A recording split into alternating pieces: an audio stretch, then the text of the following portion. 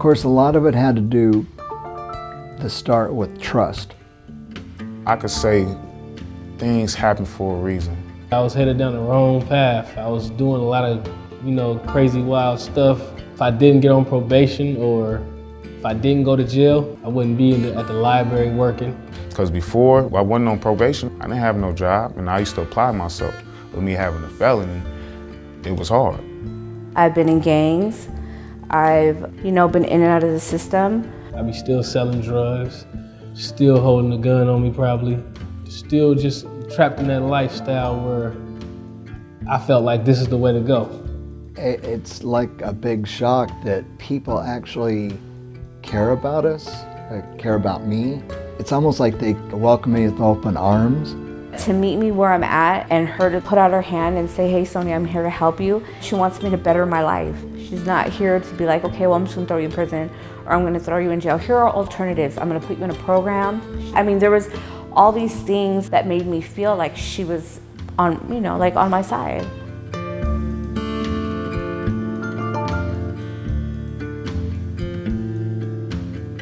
Yeah, they basically push you to do right.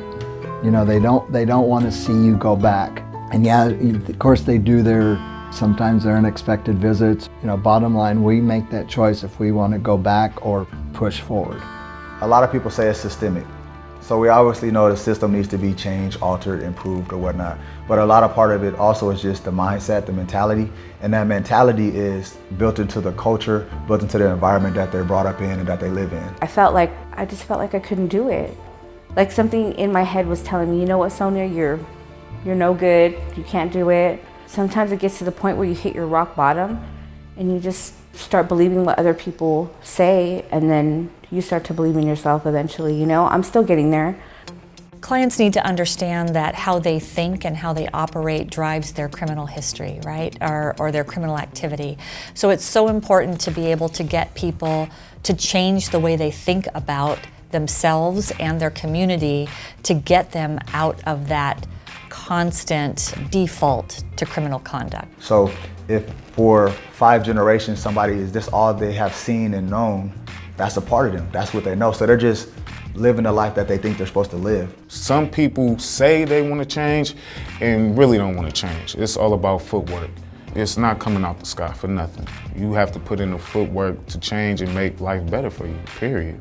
I can instruct them to go to classes, I can instruct them to go to therapy, but if they don't want to do it, if they don't have the attitude to change, then nothing I do is going to force them to change. They have to make that decision. I know they don't condone what I did, but they are supporting me. They give you a chance to give yourself a chance. I took jail as a wake-up call. I didn't take it as like, oh, my life is over, I'm ruined. I took it as a wake-up call and I'm doing a lot wrong and I need to do something right about my life. I think historically the criminal justice system has treated clients pretty much as a one-size-fits-all, and San Francisco adult probation is not one-size-fits-all. We just have a ton of programs and a ton of special caseloads and activities that just really cater to inclusion.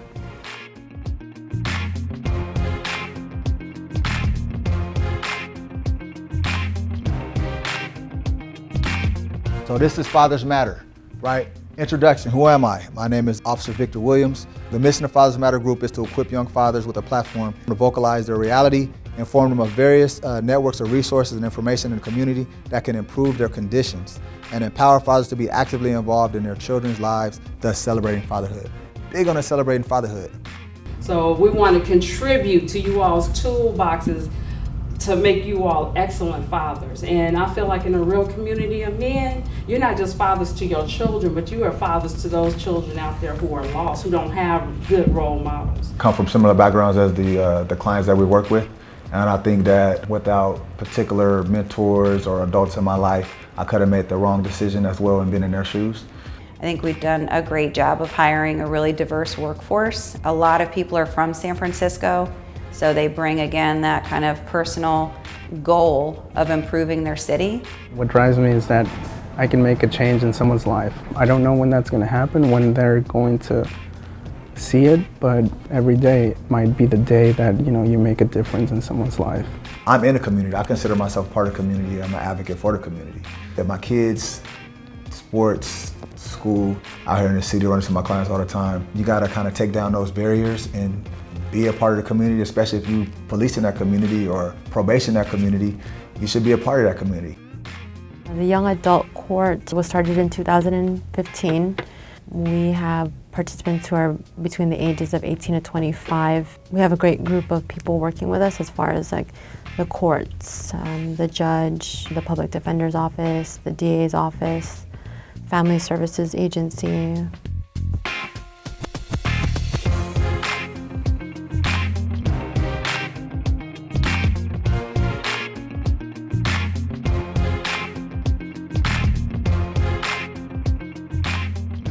We've spent the last few months in the development phase of putting the young adult courts together. Young adults are unable to connect their synapses to make particular decisions that we would expect. Couple that with trauma and poverty, and you really have quite a difficult population that's different than any other collaborative court we have. And so we had to, from the gate, do things differently. The transformational relationship is key.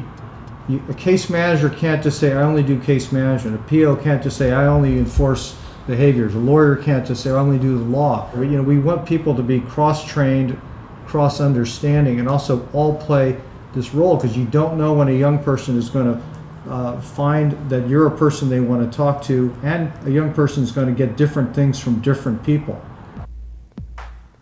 Besides the science, besides the age group, we're talking about kids pretty much. They have very difficult backgrounds. There were people in their lives that they should have trusted and should have took care of them, but did not. And now here they are having a hard time trusting us and trusting the fact that we care and that we're trying to help them. Why are you selling crack?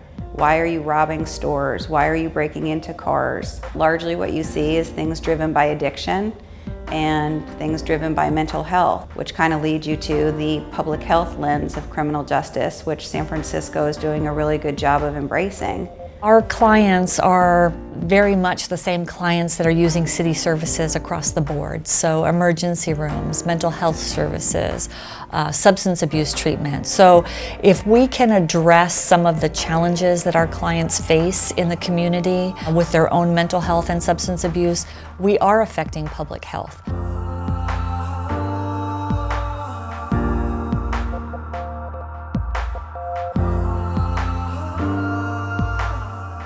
Once I got out of jail, my probation officer introduced me to the Cask. It's a place where you can go and better yourself. Some of what we're trying to really create here is an atmosphere of inspiration where somebody might, of their own accord, come in and just have lunch and then hear about the class and say, well, it's not why I came in here, but this actually sounds interesting and I'll give it a try. From there, I got involved with the different classes that they provided. What's cool about it is you have incentives too. So you go to an anger management class, you make so many points, and then you get a gift card.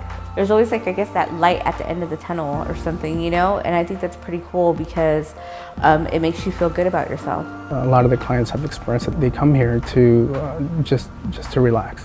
So they come in and get away from all the madness, and they know it's a safe place to be. So I think that's very unique that I haven't seen in other departments. I started as a probation officer almost 28 years ago, and there was no funding for adult services. So every service that an individual engaged in was paid for out of their pocket or other county dollars. Now there are dedicated funding streams to adult services. So many of our clients can go into some of these great opportunities and services paid for through state and federal dollars. I've been in the bad neighborhoods all my life, so I got over the stuff I was doing. I want better, you know, I want a better living for my kids, you know, I want to bring them up in a better environment so they can be raised differently, see something that I didn't get to see growing up. I believe like I could be somebody, like I believe I could overcome this adversity, like as long as I comply with probation and as long as I stay in this program and I'm healthy, I feel like I'll be able to do a lot of things with my life. I could be working for the city and I'm just coming off probation. You know, simple. That's just great. But if you're willing to keep pushing forward, that's what this is for. It's not no joke around, nothing to joke and play and be half-stepping. It's either you're gonna be in or you out, because it's worth it. A lot of places, they really don't care about the clients, but this place in San Francisco, they're leading the way on showing that if you actually listen and take care of the clients, you know, and lead them in the right direction and show them that they don't need to go back to their old behaviors, that things can change. Everybody loves San Francisco. You know, I just feel like you don't get judged here like you would if you were somewhere else. As a society, especially in the United States, people want to hold somebody to their criminal status in perpetuity. And it blows my mind. I don't get it. How does that make us safer to have somebody else feel so shameful and horrible that they go out and do something negative again? In protecting the community and serving justice and changing lives, we don't want people to feel as if their needs don't matter. Everybody's needs matter. There are community members. They live among us in San Francisco. And by taking care of these individuals, we're really serving ourselves. We're making the safer community. We're helping people become more productive. It just makes for a safer and healthier city if we're helping the individuals that need the most help. They are truly the most vulnerable in this city. And by the resources that we invest in them, we are making a difference. I would like to thank the San Francisco County Probation Department for helping me get my life together. This is an opportunity of a lifetime, and I'm definitely gonna run with it. A lot of people didn't get this opportunity, so I definitely thank whoever was behind the IPO program, because I'm able to be a better person today. Everything's been good, still going to work, still coming to class, and I need to fly straight, and I'm flying straight. I'm going to fly straight. I thank you for believing in me, and I won't let you down. Thank you for being able to help me change my life, to have programs here that open up my heart and my mind, knowing that you guys really care about people like, even people like me, because you deal with all kinds of people, but especially people like me who have been ostracized or like they want to throw us away. And yet you've opened up your arms to me, and I appreciate that.